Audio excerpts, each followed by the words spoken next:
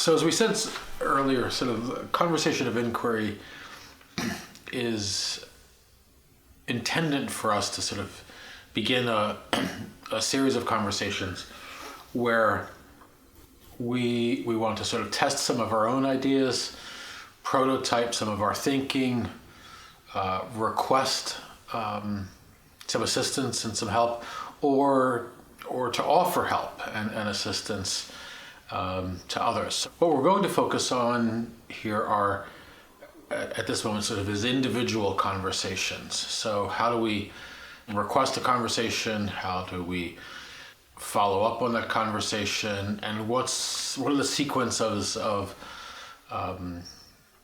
events or circumstances or flow or ebb of that conversation that we might anticipate when we begin? And we'll sort of address some of those skills later on in the process. And then kind of why we're interested in this. I think as often as we can to have sort of one-on-one or small group conversations in person, in context, where we are both listening to someone's voice and words and patterns and language that they're communicating and that we're communicating to others, I think is really, really essential. So again, conversation of inquiry, it's we want to think about deliberate and intentional, sometimes serendipitous moments where we can share what we know and learn from others. We want to deliberately practice at the rhythm and the flow of those conversations, how we prepare for them and how we follow up.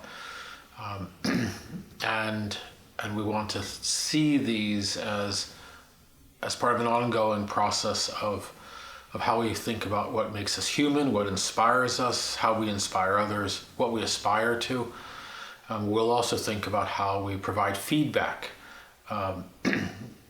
within those conversations. How do we have difficult conversations within a conversation? How do we listen and not become defensive when we're in the middle of an exchange, or when someone is telling us something